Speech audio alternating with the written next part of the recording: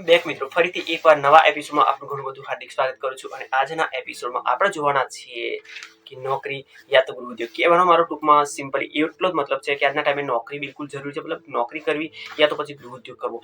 Simply આપણે નાના નાના મુદ્દાઓ દ્વારા આ વસ્તુ સમજીશું અને જાણીશું કે ગૃહ ઉદ્યોગમાં કેટલો ફાયદો છે, નોકરીમાં કેટલો ફાયદો છે. પણ સિમ્પલી વિડીયોના એન્ડ સુધી મિત્રો બન્યા રહેજો, કારણ કે વિડીયો બિલકુલ ખરેખર ઘણું બધું જાણવા તમને મળવાનું છે. ઓલરેડી આપણે દરેક એપિસોડમાં ગૃહ ઉદ્યોગની વાત કરતા હોઈએ છીએ અને હું તમને છેલ્લા કેટલાક ટાઈમથી કહું છું કે કોઈ પણ ગૃહ ઉદ્યોગ વાળી વ્યક્તિ જોડે મળાવડાવો, પણ જે લોકો જગ્યાએ કોશિશ કરું છું એ કોઈ પોતાનું સિક્રેટ જણાવવા તૈયાર નથી. હા, ઘણા બધા ગૃહ ઉદ્યોગકારો એવા છે કે જે આપણને ઓલરેડી ઇન્ટરવ્યૂ આપે એવા છે, પણ મારી જે કંઈ મજબૂરી છે, હા મિત્રો, મજબૂરી એટલા માટે કહીશ કે તમારા માટે મને જે પણ ગણો પણ તમારા માટે હું આવા એપિસોડ લાવી શકતો નથી. મતલબ કોશિશ કરું છું પણ મતલબ ટાઈમ નથી મળતો. કોઈ પણ ટાઈમે આ જ વસ્તુ હું 100% એકાદ બે દિવસમાં 100% 100% કહું છું કે આવા એપિસોડ લઈને આવવાનો છું. તો અત્યારે તો હું તમને જે જણાવવાનો છું કે ગૃહ ઉદ્યોગ વર્સ નોકરી જે પણ હોય એ ડિટેલ આ એપિસોડમાં ખરેખર ઘણું બધું જાણવા મળવાનું છે. તમને ઘણું ઉપયોગી માહિતી મળવાની છે. તો એપિસોડના એન્ડ સુધી મારી સાથે બન્યા રહેજો. કેટલાય સમયથી આ ચેનલ પર આપણે દરેક એપિસોડમાં ગૃહ ઉદ્યોગની વાત ઓલરેડી કરતા હોઈએ છીએ અને એમાં ફ્રી ઓફમાં ગૃહ ઉદ્યોગ કઈ રીતે સ્ટાર્ટઅપ કરવો, કઈ જગ્યાએ શું કરવું એ ટોટલી ડિટેલ મેં આગલા એપિસોડમાં આપેલી છે. અને છતાં પણ ટૂંકમાં કહી દઉં તો માની લો કે તાલુકા લેવલે જે પણ મંડળ એટલે કે જે આપણું મતલબ મિશન મંગલમ ચાલે છે એના માધ્યમથી તમે સારા એવા ગૃહ ઉદ્યોગો પોતે બિલકુલ ઝીરો રોકાણમાં સ્ટાર્ટઅપ કઈ રીતના કરી શકો ઓલરેડી આગલા વિડીયોમાં મેં માહિતી આપેલી જ છે. તો આજે આપણે વાત કરીએ કે માની લો કે તમે જોબ કરો છો તો તમને પ્રથમ ફાયદો એ છે મિત્રો, પ્રથમ ફાયદો તમને એ ગણાવું કે એમાં ટાઈમ ટુ ટાઈમ પગાર, જે વસ્તુ કહેવા જેવી નથી પણ ટાઈમ ટુ ટાઈમ ઓલરેડી પગાર મળી જતો હોય છે. તમે સિમ્પલી વ્હાઇટ કોલર જોબ કરતા હો તો ત્યાં આગળ તમને કપડામાં કોઈ દિક્કત નથી થતી. ટૂંકમાં કહેવા જાવ તો પૈસાનું જે કંઈ તમારી મતલબ જરૂરિયાતો હોય છે, જરૂરિયાતો એક નોકરીના માધ્યમથી પૂરી થઈ જતી હોય છે. સમાજમાં એક તમારી વ્યવસ્થિત છાપ ઊભી થતી હોય છે કે આ ઓલરેડી નોકરિયાત વર્ગનો તમારો સમાવેશ થતો હોય છે.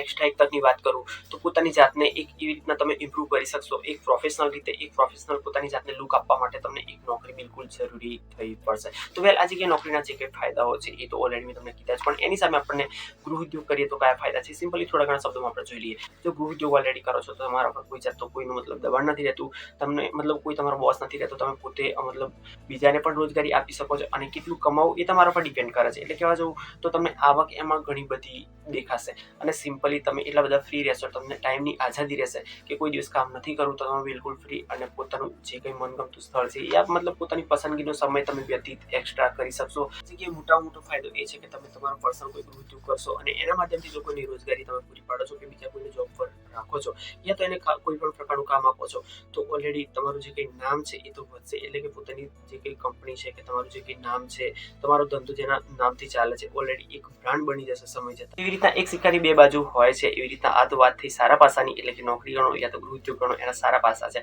પણ એની સામે સામે બીજી બાજુ જે કંઈ બાકી રહી છે એટલે કે જે કંઈ ખરાબ પાસાઓ છે થોડા ઘણા એ પણ જોઈ લઈએ આપણે. કે જો નોકરી કરો છો સિમ્પલી તમે તો ત્યાં આગળ ટાઈમ ટુ ટાઈમ આપણે જવું પડતું હોય છે. ત્યાં તમારો કોઈ બોસ હોય છે અને કીધા પ્રમાણે એને કામ પણ ઓલરેડી આપવું પડતું હોય છે. અને માની લો કે રજા જોઈએ છે, તમે ફ્રીડમ તમારે ત્યાં હોતી નથી, એના માટે સ્પેશિયલી તમારે મતલબ કોઈ રજા માંગવી પડતી હોય છે યા તો પછી મર્યાદિત સમય માટે રજા મળતી હોય છે. મિત્રો આ જગ્યાએ તમે જોયું કે નોકરીઓના જે કંઈ ખરાબ પાસા છે એમાં ગૃહ ઉદ્યોગમાં બિલકુલ વિરુદ્ધાર્થી પાસા છે. એટલે કહેવા જઈએ ટૂંકમાં સારી ભાષામાં કહું તો આ જગ્યાએ સિમ્પલી તમે બિલકુલ ફ્રીડમ રહો છો, બીજા કોઈને તમે નોકરી પણ આપી શકો છો અને અણધાર્યું તમે કમાવી પણ શકો છો. પણ હા મિત્રો, આ જગ્યાએ ખાસ વસ્તુ એક ધ્યાન પર રાખવા જેવી એ છે કે જે સિમ્પલી તમને આજે બિલકુલ થોડી અઘરી યા કડવી લાગશે. હા મિત્રો, હું તમને સજેસ્ટ એટલા એ કરીશ કે આ જગ્યાએ નોકરી બિલકુલ ફાયદાકારક છે. હા મિત્રો, એનો મતલબ એવો નથી કે તમારે ગૃહ ઉદ્યોગ ના કરવો જોઈએ, પણ સ્ટાર્ટઅપ ગૃહ ઉદ્યોગ કરવા માટે તમારે નોકરી ઓલરેડી કરવી જોઈએ. હવે નોકરી કરવાથી જે ફાયદા છે એ તો ઓલરેડી આપણે વાત કરી જ છે, પણ એની સાથે સાથે પોતાની જાતને તમે એવી ઇમ્પ્રૂવ કરી લેશો, બરાબર છે, તમે એટલી બધી ઇમ્પ્રૂવ કરી લેશો કે જે ગૃહ ઉદ્યોગ માટે ઓલરેડી જરૂરી છે, કે જે સિમ્પલી તમે મારા શબ્દોને ધ્યાનથી સાંભળશો તો સમજી શકશો. કારણ કે જો ગૃહ ઉદ્યોગ એમ્પાયર ખડું કરવા માટે પોતાની જાતે મહેનત કરવી પડશે યા તો માર્કેટમાં કોઈ પણ એવી વસ્તુ તમે ગૃહ ઉદ્યોગના માધ્યમથી લઈને આવો છો, તમે ગૃહ ઉદ્યોગના માધ્યમથી એવી વસ્તુ માર્કેટમાં લઈને આવો છો કે ઓલરેડી એ વર્ષોથી ઉપલબ્ધ છે. કારણ કે ગૃહ ઉદ્યોગમાં આપણે એવી કોઈ વસ્તુનું નિર્માણ કરવાના છે કે જે પબ્લિકની જરૂરિયાત છે અને પબ્લિકની જરૂરિયાત તો વર્ષોથી છે. તો એ જરૂરિયાત ઓલરેડી બીજી કોઈ બ્રાન્ડ કે બીજી કોઈ કંપની પૂરી કરે છે, તો એની સામે તમારે કોમ્પિટિશનમાં ઊભા રહેવું પડશે અને ત્યાં આગળ ચાલવા માટે તમારે પણ પાવરફુલ બનવું પડશે. તમારા જે કંઈ પાસાઓ છે તમારો ગૃહ ઉદ્યોગ આગળ ચલાવવા માટે કે તમારી વસ્તુ જે કંઈ છે એ વ્યક્તિ વાપરે, એને વાપરતો કરવા માટે તમારી વસ્તુમાં એવો કંઈક તો દમ હોવો જોઈએ યા તો તમારી જે કંઈ રીત છે કે જે મતલબ એક ત્યાં વ્યક્તિ સુધી પહોંચાડવાની જે રીત છે એ મજબૂત હોવી જોઈએ. ટૂંકમાં એટલી બધી ઇમ્પ્રૂવ હોવી જોઈએ પોતાની જાતને, મતલબ સિસ્ટમ એટલી બધી ઇમ્પ્રૂવ તમારે બનાવવી પડે કે જે વ્યક્તિ વાપરવા માટે મજબૂર થાય અને તમારો ઉદ્યોગ વિકસે. તો શરૂઆતમાં તો તમે જો ગૃહ ઉદ્યોગ બિલકુલ શરૂઆતથી જ કરો છો તો તમે 100% નાસીપાસ થઈ જશો, કારણ કે માર્કેટમાં ઓલરેડી વસ્તુ અવેલેબલ છે અને એની સાથે માર્કેટિંગમાં તમે જો જશો તો એક સ્પર્ધામાં આપણે હારી જવાનો વધારે ડર રહેતો હોય છે, અને એ જો માણસ હારી જતો હોય છે તો બીજી વાર ગૃહ ઉદ્યોગ કરવાનું વિચારતો પણ નથી હોતો.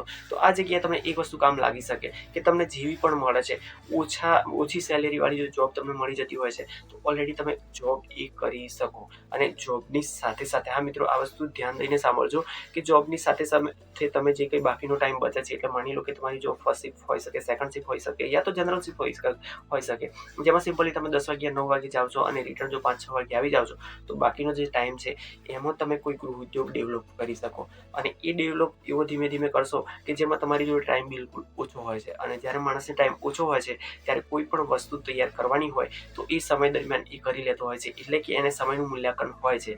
કારણ કે આમ જોવા જઈએ તો સિમ્પલી એને 10 થી 5 નોકરી કરવાની છે તો એમાં તો કોઈ પણ ઓપ્શન નથી, એને ફરજિયાત ત્યાં જવું જ પડશે. તો એને એ પણ ખાતરી છે કે હું જે ગૃહ ઉદ્યોગમાં જે વસ્તુ તૈયાર કરવાનો છું યા ગૃહ ઉદ્યોગ ડેવલપ કરવાનો છું તો એના માટે હું 2 કલાક કે 3 કલાક જ ફાળવી શકીશ. તો એ કામને મર્યાદિત ટાઈમમાં વહેંચી કાઢશે અને એ વેચા મુજબ એ કામ કરી લેશે, અને એમાં પણ સફળતા 100 નહીં 1000% મળી જશે.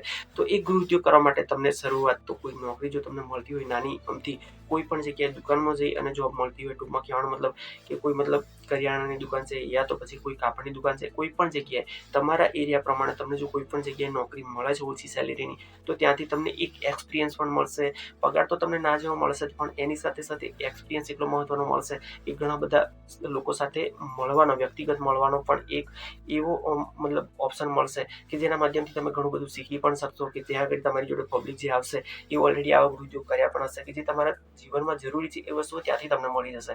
તો હું તમને આજે સજેસ્ટ કરું છું કે ગૃહ ઉદ્યોગ તો ઓલરેડી કરો જ તમે, કે ગૃહ ઉદ્યોગમાં એક એવી આવક છે કે જેમાં તમારા બધા સ્વપ્ના પૂરા થઈ જશે. પણ ક્યારે? કે જ્યારે તમે સમયની પાબંદી રાખશો ત્યારે. તમને જો સમયનું મતલબ કિંમત છે તો જ તમે ગૃહ ઉદ્યોગમાં સફળ થઈ શકશો. એની કોઈ પણ પાસું હોય જિંદગીનું, જો સફળ થવું હોય તો જે સમયનું મતલબ આપણને મૂલ્યાંકન હોય તો જ આપણે આગળ વધી શકીએ છીએ.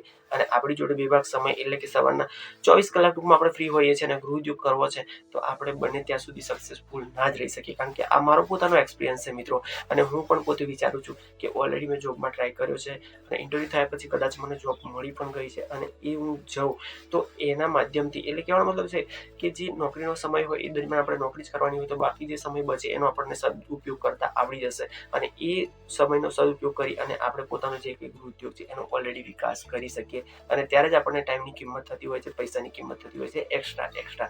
તો આજના એપિસોડ મિત્રો આટલું જ. આવતા એપિસોડમાં કંઈક નવું લઈને મળીએ, ત્યાં સુધી તો રજા આપો જ.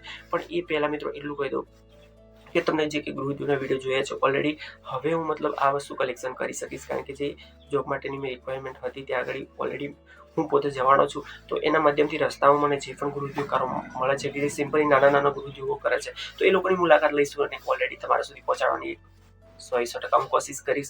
પણ જો શરૂઆત કરો, તમે 12 પાસ કર્યું છે યા તો કોઈ પણ એજ્યુકેશન ક્ષેત્રમાં છો અને તમને પાર્ટ ટાઈમ પણ જોબ મળે છે, તો જોબ એક જીવનને ઘડવા માટેનું, પૈસો કમાવાનો તો ઠીક છે મિત્રો, પૈસો કમાવા માટેની વાત નથી કરતો, પણ જીવન ઘડવા માટે આ વસ્તુ જરૂરી છે, જેનાથી આપણને સમયની કિંમત સમજાય છે. અને સમયની કિંમત જો તમે સમજો છો તો પૈસાની કિંમત તો તમને સમજાવવાની જરૂરત નથી, ઓલરેડી મારા કરતા તમે ઘણા બધા સમજો છો. તો મળ્યા આવતા વિષયો ફરીથી પર, ત્યાં સુધી આપણા મિત્રો મુકેશભાઈને રજા આપો. જય હિન્દ, જય ભારત.